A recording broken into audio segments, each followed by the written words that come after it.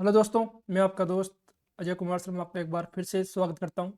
तो आज हम पढ़ेंगे केमिकल इक्विलिब्रियम के बारे में। ठीक है, नया चैप्टर नया जोश के साथ शुरू करेंगे और ख़त्म भी करेंगे। ठीक है, मेन चीज़ है ख़त्म करना।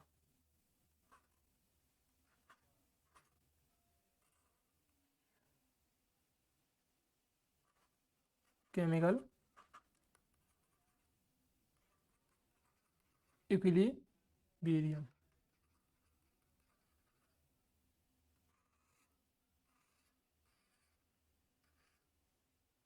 चार मार्क्स का एक क्वेश्चन फिक्स है यहाँ पर नीट में, और जे में भी वही एक 4 मार्क्स का एक क्वेश्चन फिक्स है। ठीक है, ये तो हो गई मार्क्स की बात। अब करते हैं हम केमिकल इक्विलिब्रियम की शुरुआत। तो केमिकल इक्विलिब्रियम को समझने से पहले समझेंगे इक्विलिब्रियम क्या होता है। तराजू के दो पलड़े बेसिकली, जब दोनों अगर सेंटर में हो, कि दोनों मतलब बराबर पक्ष में हो, तो हम बोल सकते हैं कि वो एक इक्विलिब्रियम कंडीशन है। जैसे अगर मैं इसको समझूँ, आपको एक एग्जांपल समझाना चाहूँ, तो जैसे मेरे पास मान लो कि ये कोई कंटेनर है। अब इस कंटेनर में क्या है, वाटर भरा हुआ है। ठीक है, भरा हुआ नहीं मतलब अभी पानी आ ही रहा है। ठीक है, तो यहाँ पर मेरे पास 5 लीटर पर मिनट की रेट से वाटर आ रहा है। ठीक है, और यहाँ पर मैंने एक छोटा सा होल कर रखा है, तो उस होल से 2 लीटर पर मिनट की रेट से वाटर बाहर निकल रहा है। ठीक है, अब क्या हुआ, कुछ टाइम बाद मैंने क्या किया, कुछ टाइम बाद क्या मतलब कि इफेक्टली में देखूँ तो यहाँ पर 5 लीटर पर मिनट की रेट से आ रहा है, लेकिन जा कितनी की रेट से रहा है, 2 लीटर पर मिनट की रेट से। ठीक है, मतलब इफेक्टली 3 लीटर पर मिनट की रेट से वाटर आ रहा है अभी भी। तो मैं देखूँ तो ये कुछ राइज अभी करना स्टार्ट करेगा, क्योंकि इफेक्टली तो वाटर आ रहा है इसमें 3 लीटर के। और जब ये इतना राइज कर जाएगा, तब मैंने क्या किया कि इस होल को थोड़ा बड़ा कर दिया मैंने, है ना। इस होल को इतना बड़ा कर दिया, तो अब यहाँ से भी 5 लीटर पर मिनट की रेट से वाटर बाहर जाना स्टार्ट हो गया। तो अब मुझे क्या लगेगा कि अब वाटर का लेवल यहीं पे कांस्टेंट हो जाएगा, इस लेवल पे कांस्टेंट हो जाएगा। कि अब मुझे लगेगा कि अब ना तो वाटर इसमें आ रहा है और ना ही इससे वाटर जा रहा है। जबकि रियल में क्या हो रहा है, वाटर आ भी रहा है और वाटर जा भी रहा है। तो यही है इक्विलिब्रियम की बात, कि हमें लगता है कि अब रिएक्शन होना बंद हो गई है। ठीक है, अब रिएक्शन होना बंद हो गई, लेकिन रिएक्शन होती रहती है। रिएक्शन होती रहती है, मुझे लगता है कि रिएक्शन नहीं हो रही। यही इक्विलिब्रियम की बात है। अच्छा, अगर मैं इक्विलिब्रियम को डिफाइन करूँ तो डिफाइन कैसे करूँगा, कि सर इक्विलिब्रियम पे जो भी मेजरेबल प्रॉपर्टीज होती है, जैसे टेम्परेचर, प्रेशर और भी कंसंट्रेशन मान लो, तो ये सब क्या होती है, कांस्टेंट होती है। ठीक है, तो अगर मैं इसको डेफिनेशन लिखूँ आपके सामने, इक्विलिब्रियम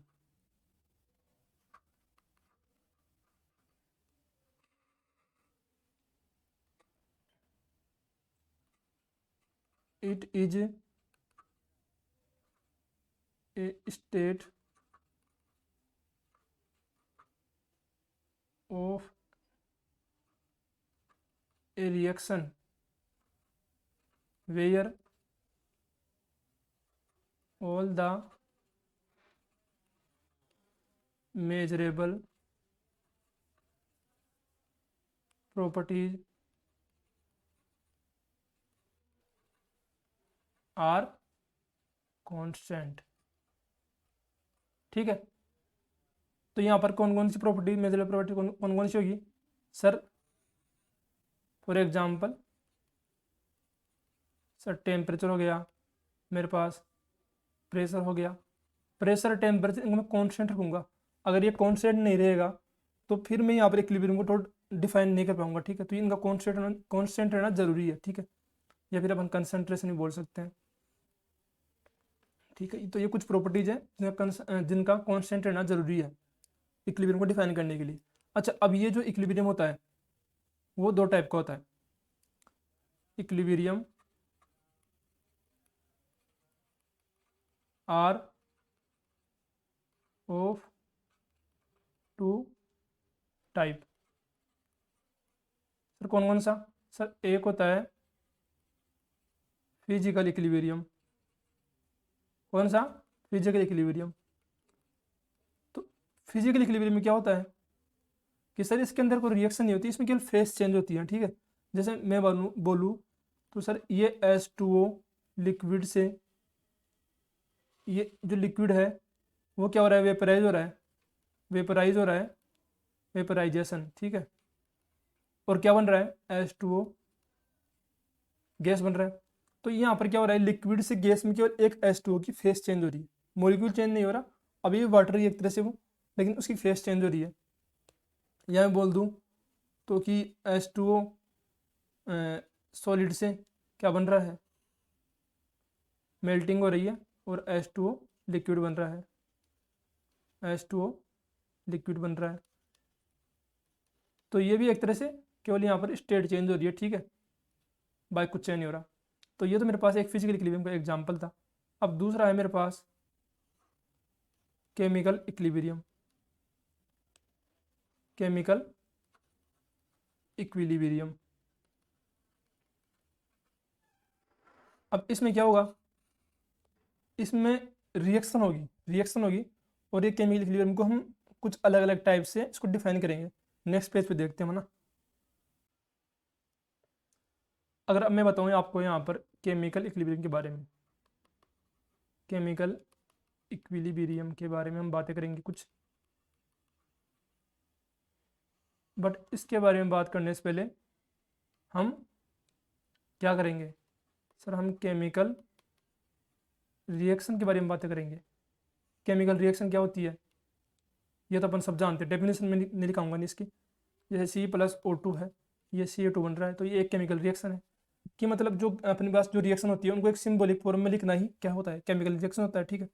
अब केमिकल रिएक्शन अलग अलग टाइप से अलग अलग टाइप की होती है। जैसे बात करूँ on the basis of heat, तो इसमें पहली टाइप कौन सी होती है सर, सर इसमें एक्सोथर्मिक होती है। अच्छा, एक्सोथर्मिक में क्या होता है सर, हीट प्रोड्यूस होती है, इवोल्व होती है, हीट मिलती है अपने को, अपन देते नहीं इसमें हीट, हीट मिलती है। जैसे रेस्पायरेशन, जो अपने अंदर ही होता है रेस्पायरेशन, इसकी अगर मैं रिएक्शन लिखूँ तो क्या होगा, C6H12O6 प्लस O2 क्या बनेगा, H2O और CO2 प्लस हीट, या मुझे हीट मिल रही है, ठीक है। और जो ये एक्सोथर्मिक रिएक्शन होती है उसके लिए डेल्टा एच क्या होता है, नेगेटिव, ठीक है। इसको मैं और अलग टाइप से लिख सकता हूँ, कैसे सर, इसको अगर मैं लिखूँ तो यहाँ पर मेरे पास क्या है, रिएक्टेंट, इससे क्या बन रहा है, प्रोडक्ट, और कुछ यहाँ पर मेरे पास कैलोरी मिल रही है, ठीक है।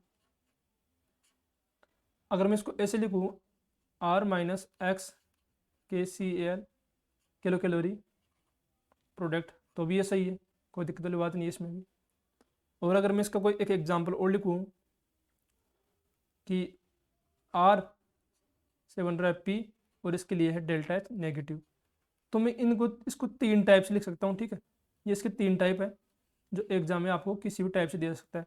अच्छा, यहाँ पर डेल्टा एच क्या है, डेल्टा एच को मैं बताता हूँ आपको, लेकिन डेल्टा एच बताने से पहले मैं आपको एंडोथर्मिक रिएक्शन बता देता हूँ पहले। दूसरी है मेरे पास एंडोथर्मिक रिएक्शन। अच्छा, इसके लिए एग्जांपल, सबसे बेस्ट एग्जांपल कौन सा है, फोटोसिंथेसिस।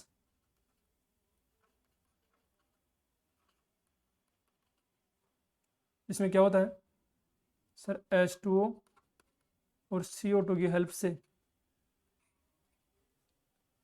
सनलाइट की प्रेजेंस में ग्लूकोज का फॉर्मेशन करता है। कौन करता है सर, पेड़ पौधे करते हैं। C6H12O6 प्लस 6O2,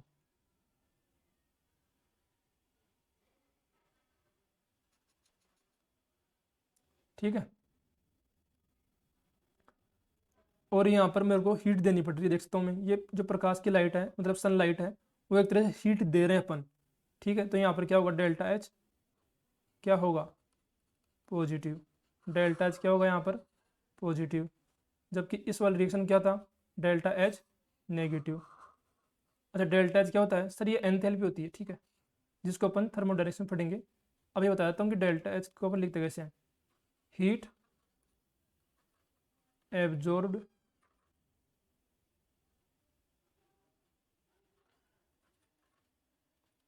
इन ए रिएक्शन माइनस हीट इवॉल्व्ड इन ए रिएक्शन। ठीक है, तो ये मेरे पास एक क्या है, एंडोथर्मिक और एक्सोथर्मिक रिएक्शन का एक छोटा सा बता दिया आपको। On the basis of heat, chemical reaction बता दिया मैंने आपको on the basis of heat. अब बात करता हूं मैं on the basis of physical state. दूसरा मेरे पास जो है जिसके बेसिस में डिफाइन करूंगा इसको, on the basis of physical state, है ना, फिजिकल स्टेट। तो अगर मैं ऐसे डिफाइन करूँ इसको तो मेरे पास एक तो क्या हो जाएगी sir, homogeneous reaction, homogeneous reaction. अच्छा, होमोजीनियस रिएक्शन क्या होगी कि सर मेरे पास जो रिएक्टेंट होंगे, मेरे पास जो रिएक्टेंट होंगे और मेरे पास जो प्रोडक्ट होंगे वो सब क्या होंगे, सेम फेज में होंगे। अगर वो लिक्विड है, अगर रिएक्टेंट, तो प्रोडक्ट मेरे पास क्या है, लिक्विड है।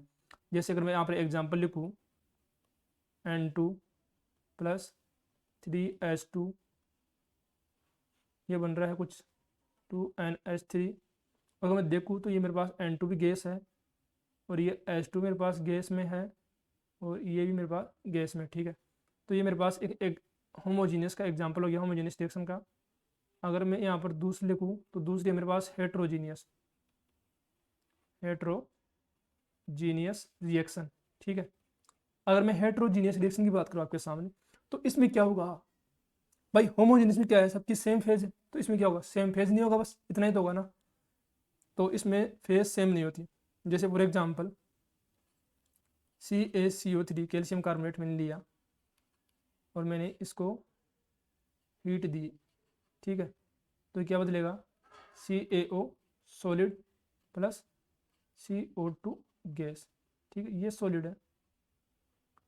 तो यहाँ पर देखो तो ये सॉलिड है, ये सॉलिड है, बट ये वाला क्या है, गैस है। तो यहाँ पर फेज सबकी सेम नहीं है। मैं बोल सकता हूँ कि हेट्रोजीनियस जो रिएक्शन होती है उसमें फेज सेम होना जरूरी नहीं है। ठीक है, तो ये खत्म। अब तीसरा जो टाइप है जिसके बेसिक पे मैं केमिकल रिएक्शन को डिफाइन करूंगा वो मेरे पास है on the basis of direction, on the basis of direction. तो ये इंपॉर्टेंट है। इसमें पहली कौन सी है, रिवर्सिबल रिएक्शन, रिवर्सिबल रिएक्शन। जैसे for example N2 plus 3H2, ये क्या है, गैस, ये क्या है, गैस, और ये लगा दिया मैंने रिवर्सिबल सिंबल, ये बन गया मेरे पास 2NH3। अच्छा, मैंने इसको रिवर्सिबल रिएक्शन क्यों बोला, जैसा कि इस नाम से दिख रहा है अपने को कि ये रिएक्शन दोनों साइड हो सकती है। ठीक है, ये N2 प्लस 3H2 से 2NH3 बन सकता है और 2NH3 से N2 और 3H2 भी बन सकता है। ठीक है, तो अब देखो इस रिएक्शन में क्या होगा, कभी भी प्रोडक्ट 100% नहीं बनेगा। अच्छा सर 100% क्यों नहीं बनेगा, क्योंकि अगर जैसे ही N2 और 3H2 2NH3 में कन्वर्ट हो रहे हैं, वैसे जब जैसे जैसे ये कन्वर्ट हो रहे हैं इसमें, तो उसी टाइम पे ये वापस इसमें कन्वर्ट हो रहा है, बैक रिएक्शन में कन्वर्ट हो रहा है, 2NH3 N2 और 3H2 में कन्वर्ट हो रहा है। तो कभी भी प्रोडक्ट इसमें 100% फॉर्मेशन नहीं होगा। अच्छा, पहला पॉइंट ये हो गया। दूसरा पॉइंट कि सर ये जो रिएक्शन होती है क्लोज कंटेनर में होती है। अच्छा, क्लोज कंटेनर में क्यों होती है, क्योंकि सर देखो अगर मैं इस रिएक्शन पीछे से देखूँ कि 2NH3, वैसे मैं किस चीज़ साइड से देख सकता हूँ, लेकिन अपन कब जानते हैं कि N2 एक गैस होती है। ठीक है, अगर मैंने इस रिएक्शन को बैकवर्ड डायरेक्शन देखा, यानी 2NH3 से N2 और 3H2 बनते हुए देखा, और अगर मैंने कंटेनर को क्लोज नहीं किया तो क्या होगा, N2 तो उड़ जाएगी। अब अगर N2 उड़ गई तो ये वापस H2 के साथ रिएक्शन तो करेगी नहीं, क्योंकि इसकी मात्रा कम हो जाएगी, या फिर ये पूरी उड़ सकती है, तो ये रिएक्शन फिर आगे की साइड नहीं होगी। ठीक है, तो इस तरह से ये जो रिएक्शन होती है वो हमेशा क्लोज कंटेनर में होती है। चलो 2 पॉइंट हो गए। तीसरा पॉइंट क्या है कि जो ये जो रिएक्शन है इसमें हमेशा कभी ना कभी एक इक्विलिब्रियम जरूर आएगा, इक्विलिब्रियम जरूर होगा। ठीक है, तो ये 3 पॉइंट है, मैं तीनों को 1 बाय 1 लिख देता हूँ। पहला point,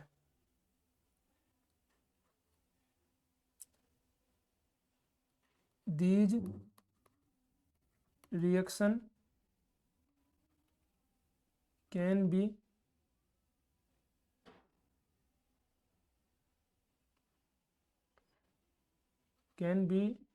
done in both direction, both direction।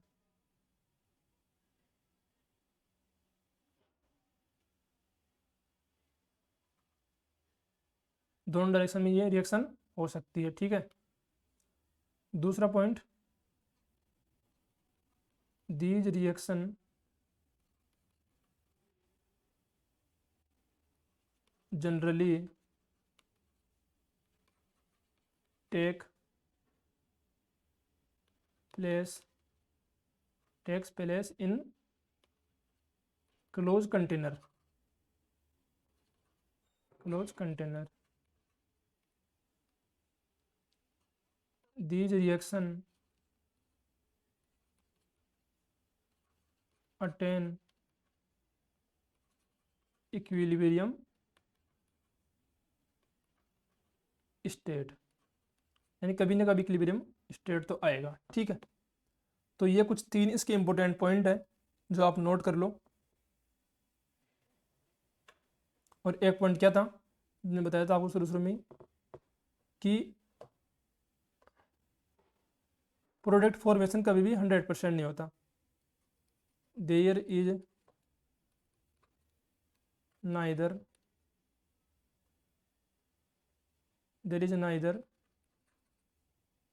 100% formation of product, ठीक है। कभी भी यहाँ पर 100% प्रोडक्ट का फॉर्मेशन नहीं होगा। तो ये जो रिएक्शन है मेरे पास वो क्या होगी, रिवर्सिबल रिएक्शन। अब बात करता हूँ मैं दूसरी इरिवर्सिबल रिएक्शन की।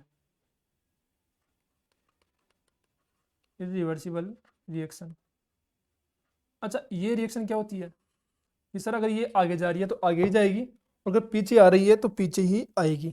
आगे जा रही है तो आगे ही जाएगी, और पीछे आ रही है तो पीछे ही जाएगी, दोनों साइड रिएक्शन नहीं जाएगी। जैसे अगर मैं सबसे बेस्ट जो एग्जांपल है वो आपको समझा पाऊंगा, NaOH प्लस HCl। इस एग्जाम्पल से आप सब परिचित हो। क्या बनाएगा सर, नमक बनाएगा और साथ में पानी भी निकालेगा, ठीक है। अब देखो ये जो रिएक्शन है वो हमेशा NaOH प्लस HCl से NaCl और H2O बनेगा। कभी भी NaCl और H2O से NaOH और HCl नहीं बनेगा। अगर मैं आपको समझा पाऊँ इसको ढंग से, तो अगर सोचो अगर ये रिएक्शन बैकवर्ड जाने लग गई, मतलब अगर NaCl और H2O से अगर NaOH और HCl बनने लग गया तो अपने साथ क्या हो सकता है, वो अपने जान सकते हैं। कैसे, अपन नमक का यूज करते हैं खाने में, पानी भी यूज करते हैं, और अगर सोचो कि अगर वो वाटर और जो नमक है वो अपने पेट के अंदर जाके NaOH और HCl बना दे तो क्या होगा, तबाही हो जाएगी, तबाही, ठीक है। और वो तबाही अपन सहन नहीं कर पाएंगे। तो भगवान ने सब कुछ काम सोच समझ के ही बनाया, ठीक है। तो इस कारण ये जो रिएक्शन है हमेशा फॉरवर्ड डायरेक्शन में होगी, कभी भी बैकवर्ड डायरेक्शन में रिएक्शन नहीं हो सकती।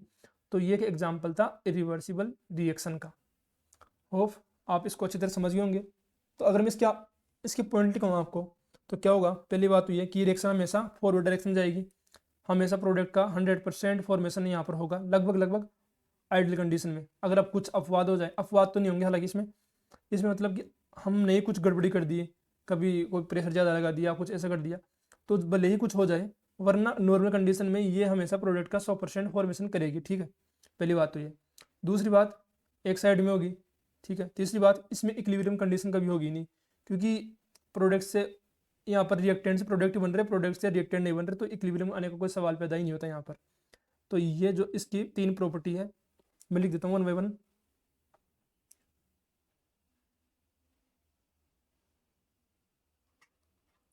these type of reaction always in forward direction, दूसरा point, these type of reaction generally occurs in open container। अब यहाँ पर क्लोज करने की जरूरत नहीं है क्योंकि रिएक्शन रिवर्सिबल तो करा नहीं रहे। Open container. अगर मैं तीसरे पॉइंट की बात करूँ तो there is no equilibrium state, there is no equilibrium state. ठीक है, तो ये मेरे पास होगी इरिवर्सिबल रिएक्शन। और इस तरह से हमने केमिकल रिएक्शन के बारे में सब कुछ जान लिया। अब जानते हैं हम केमिकल इक्विलिब्रियम के बारे में। केमिकल स्टार पॉइंट डाल लो यहाँ पर, केमिकल इक्विलिब्रियम। तो मैंने बताया था आपको कि इक्विलिब्रियम कंडीशन पे टेम्परेचर, प्रेशर, ये सब क्या होते हैं, कांस्टेंट। ये सब क्या होते हैं, कांस्टेंट। अच्छा, केमिकल इक्विलिब्रियम को समझेंगे हम एक एग्जांपल के द्वारा। ठीक है, एग्जांपल क्या है कि मेरे पास ये एक कोई क्लोज कंटेनर है। ठीक है, मेरे पास क्या है, एक क्लोज कंटेनर है। अपन ज़्यादातर केमिकल इक्विलिब्रियम है उसमें अपन रिवर्सिबल रिएक्शन देखेंगे ना। तो मैंने क्या किया, यहाँ पर वाटर है, मेरे पास यहाँ पर वाटर है। अब मैंने क्या किया, इसको हीट दी, मैंने इसको क्या दी, हीट दी, गर्म किया। तो क्या होगा, यहाँ पर वेपर बनना स्टार्ट होगी। यहाँ पर मेरे पास कुछ वेपर का फॉर्मेशन हो गया है। अब क्या होगा, ये वेपर तो बन गई।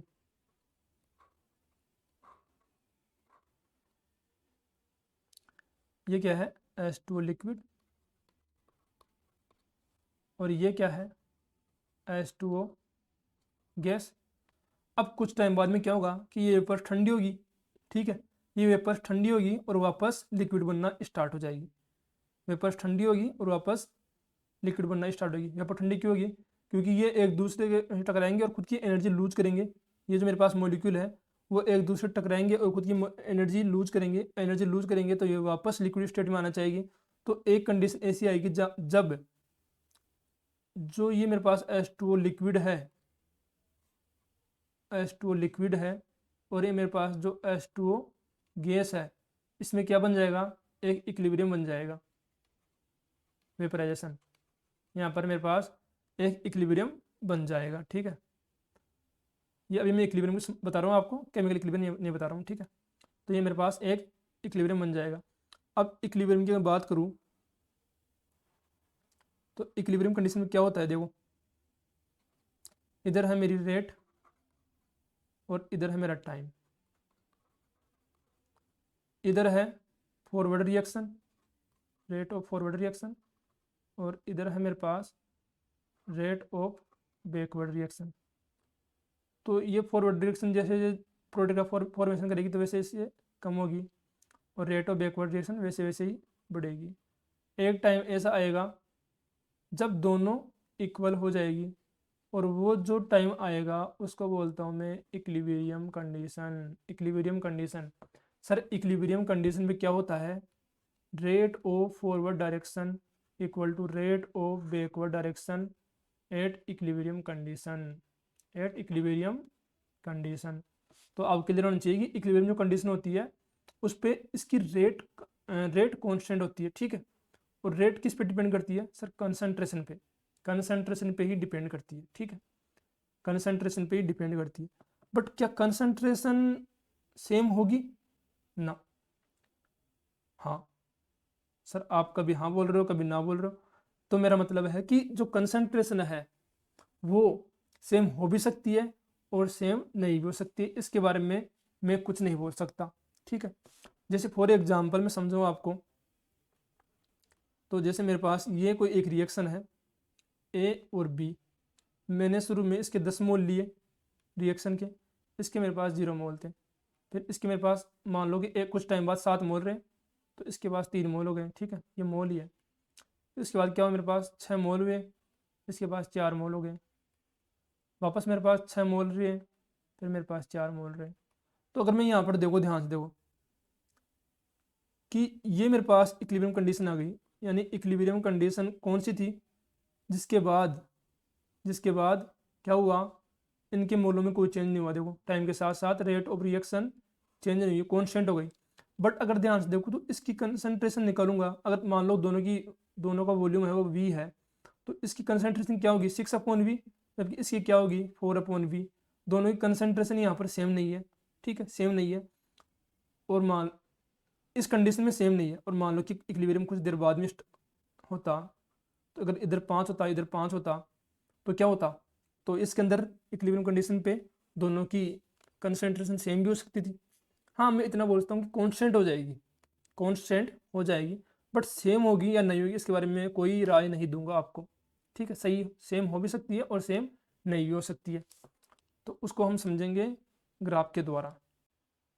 अब जैसे मेरे पास है rate of forward reaction equal to rate of backward reaction at equilibrium condition, तो अगर मैं इसको डिफाइन करूँ तो कैसे होगा कि अगर 10 मॉलिक्यूल लिक्विड के गैस में बदल रहे हैं तो 10 मॉलिक्यूल ही गैस के लिक्विड में चेंज हो रहे हैं, ठीक है। इसको अपन ऐसे समझ सकते हैं कि रेट को कि 10 अगर 10 मॉलिक्यूल H2O लिक्विड के गैस में चेंज हो रहे हैं तो 10 मॉलिक्यूल ही H2O गैस के H2O लिक्विड में भी चेंज हो रहे हैं, ठीक है।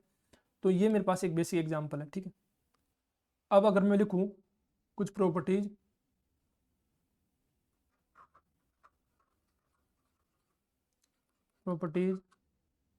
Of chemical equilibrium, properties of chemical equilibrium, तो पहली प्रॉपर्टी क्या है कि केमिकल इक्विलिब्रियम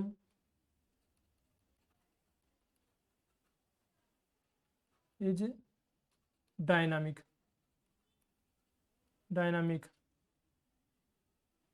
नॉट स्टैटिक। इस लाइन का मीन्स क्या है कि केमिकल इक्विलिब्रियम डायनामिक प्रोसेस है, ठीक। पहली बात तो ये। अच्छा मैंने बताया था आपको चैप्टर शुरू किया तभी कि मुझे लगा कि अभी पानी नहीं आ रहा इसमें, जब मैंने बताओ आपको याद करो शुरू में बताया था एक कंटेनर है उसमें वाटर आ भी रहा है, वाटर निकल भी रहा है, 5 लीटर इधर से आ रहा है, 5 लीटर इधर से आ जा रहा है, और पानी क्या हो गया एक लेवल पे कांस्टेंट हो गया है। मुझे लग रहा है कि अब ना तो पानी आ रहा है ना पानी जा रहा है, बट वहां पर क्या हो रहा था, पानी आ भी रहा था और पानी जा भी रहा था, मतलब स्टैटिक नहीं था, डायनामिक था। क्या था, डायनामिक था, पानी आ भी रहा था और पानी जा भी रहा था, ठीक है। ये तो इंपॉर्टेंट बात है तो यहाँ पर कि केमिकल इक्विलिब्रियम नेचर में डायनामिक होता है, स्टैटिक नहीं होता है, ठीक है। दूसरा पॉइंट लिखो,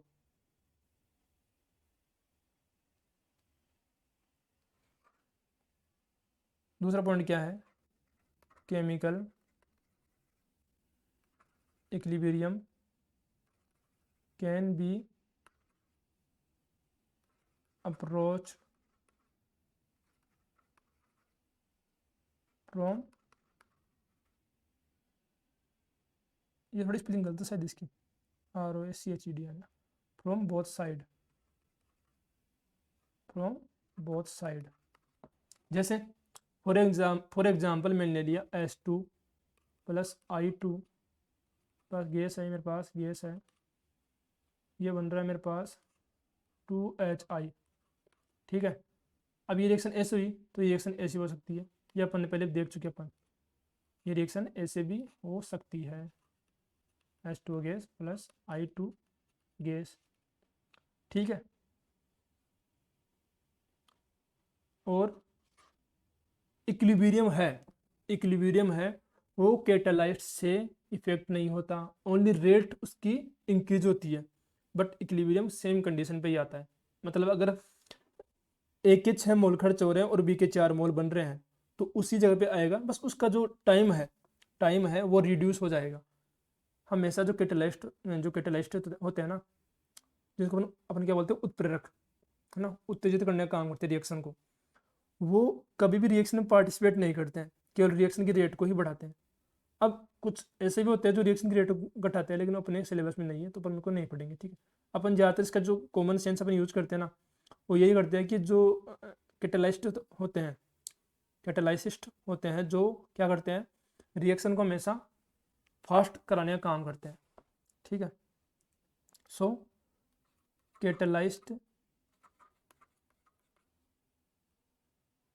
ओनली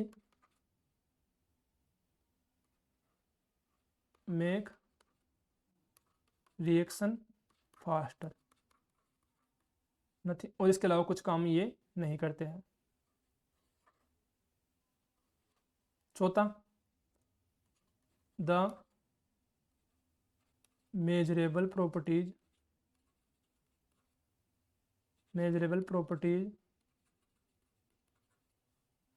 लाइक प्रेशर, टेम्परेचर,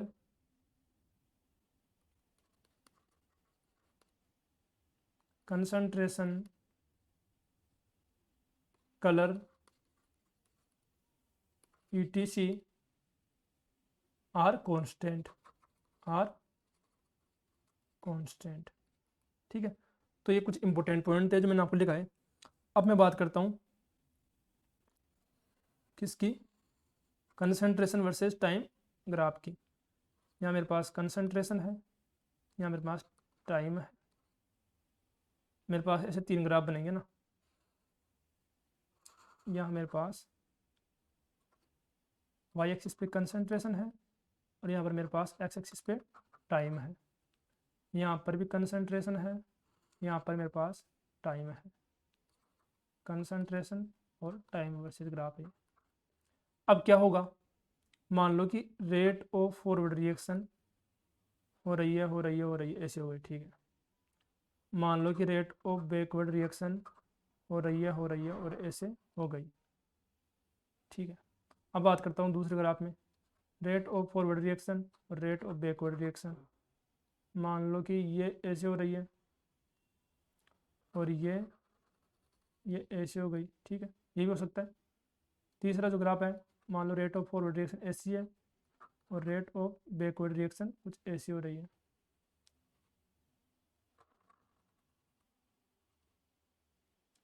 तो ये तीनों ग्राफ इसके पॉसिबल है। ये तीनों ग्राफ, ये पेन दिखता नहीं है, रेड हो गया। तीनों ग्राफ इसके पॉसिबल है। तो देखो यहाँ पर तो इस जगह पे इक्विलिब्रियम आ गया, यहाँ पर देखो तो इस जगह पे इक्विलिब्रियम आया, जहाँ पर जाके कांस्टेंट हो गया। ये कट वाला पॉइंट नहीं है, ध्यान रखना। यहाँ पर इक्विलिब्रियम नहीं है, यहाँ पर इक्विलिब्रियम नहीं है। मैं बोलूँ तो T1 पे इक्विलिब्रियम नहीं है, T2 पे इक्विलिब्रियम है, इक्विलिब्रियम, ठीक है, क्योंकि कंसंट्रेशन है यहाँ पर कंसंट्रेशन है, ठीक है, ध्यान रखना। और मैं यहाँ पर बात करूँ तो यहाँ पर इक्विलिब्रियम यहाँ पर आ रहा है। अगर रेट होती है यहाँ पर है ना, तब यहाँ पर हो सकता था, होता ही तब तो यहाँ पर, बट यहाँ पर रेट नहीं है, कंसंट्रेशन है, तो इक्विलिब्रियम यहाँ पर आएगा, इक्विलिब्रियम यहाँ पर आएगा। तो ये कुछ ग्राफ थे जो आपको बेसिक चीज़ें यहाँ तक आपको आनी ही चाहिए, इंपॉर्टेंट है, कभी भी क्वेश्चन डायरेक्ट आ सकता है। तो दोस्तों आज हम आपसे यही विदा लेंगे, कल मिलेंगे और कल हम देखेंगे एक्टिव मास के बारे में और कुछ न्यूमेरिकली हम करेंगे, ठीक है। कल हम लॉ ऑफ मास एक्शन के बारे में पढ़ेंगे और कुछ और भी रिवील करेंगे, कुछ क्वेश्चन भी करेंगे, तो हमारे कॉन्सेप्ट और क्लियर होंगे। आप तब तक इस जो मैंने पढ़ाया ना आज, उनको रिवीजन करो। जय हिंद, जय भारत, मिलते हैं कल।